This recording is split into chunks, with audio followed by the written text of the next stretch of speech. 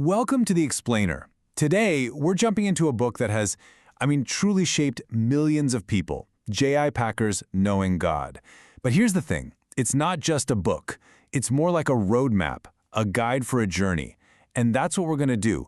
We're going to unpack its powerful, really transformative ideas. All right, let's just get right to the heart of it with a question Packer himself would want us to ask.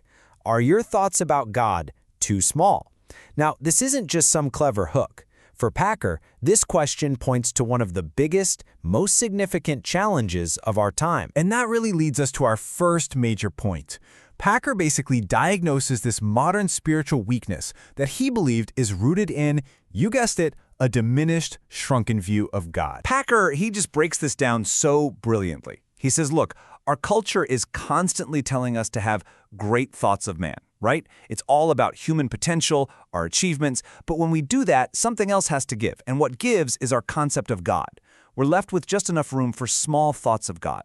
We end up trying to squeeze this infinite, amazing being into a tiny, manageable, cultural box that makes us feel comfortable. So what's the end result of all this? Packer did not pull any punches here. He said it produces pygmy Christians, believers whose faith is just too small to handle the big stuff in life.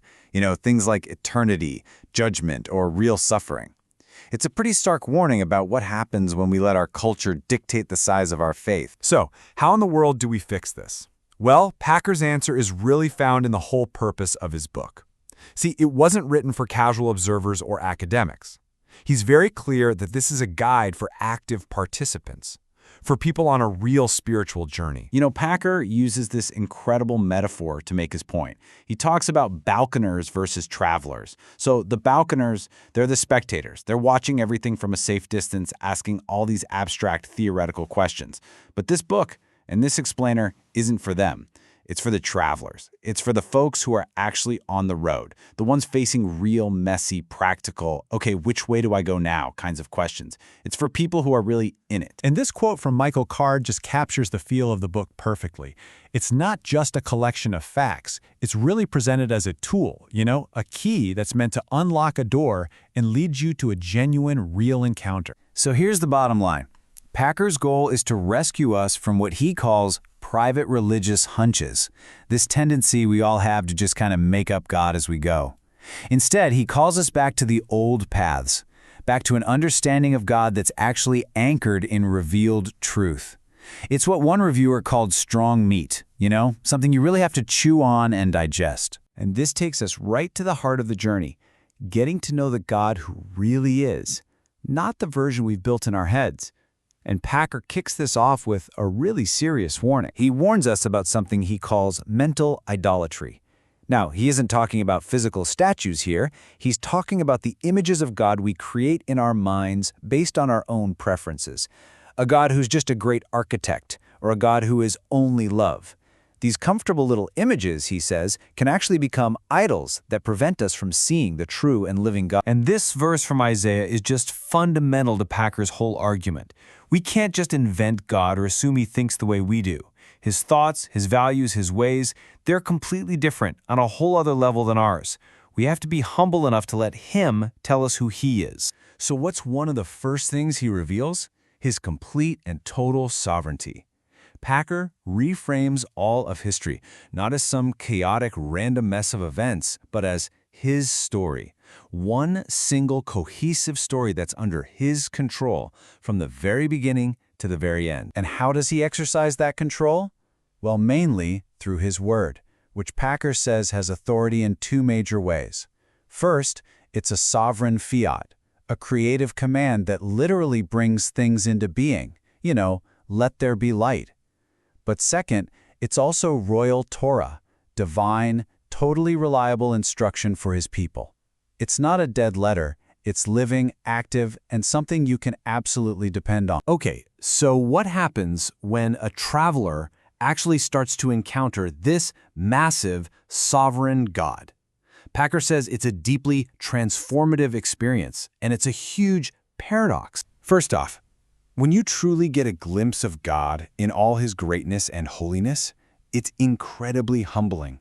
It just has this way of putting you in your proper place, right? It shows you this vast, vast gulf between his perfection and, well, our imperfection. But that's only half the story. At the very same moment, it greatly expands us. Because as we start to grasp the unbelievable richness of his mercy, his love, and his grace, our souls get filled with a kind of hope and peace we couldn't even have imagined before. So you're humbled, and yet you're expanded. It's amazing. And part of that expansion means we have to rethink some difficult ideas, like God's jealousy. Packer helps us reframe this. It's not some petty human feeling. It's the fierce, protective commitment of a perfect love that rightly demands exclusive loyalty from the people he saved. It's all about commitment, not a character flaw. This all leads to a really key tension. To know God, we have to be able to hold both his goodness and his severity together. You can't really appreciate the incredible blessing of his love and grace unless you also understand the seriousness of the judgment that he saves us from. Each side helps you understand the other more deeply. So where is all this deep theology supposed to take us? For Packer, the destination of this whole journey is intensely practical. It leads to a totally new identity, actually living as God's children. And this is only possible because of one person, Jesus. Packer really drives home the staggering reality that the title Son of God isn't just a nice metaphor. It means Jesus is fully God. He makes the invisible God visible and knowable. At the end of the day, to know Jesus is to know God. Packer is super clear on how this adoption happens. He lays out this simple but incredibly profound sequence.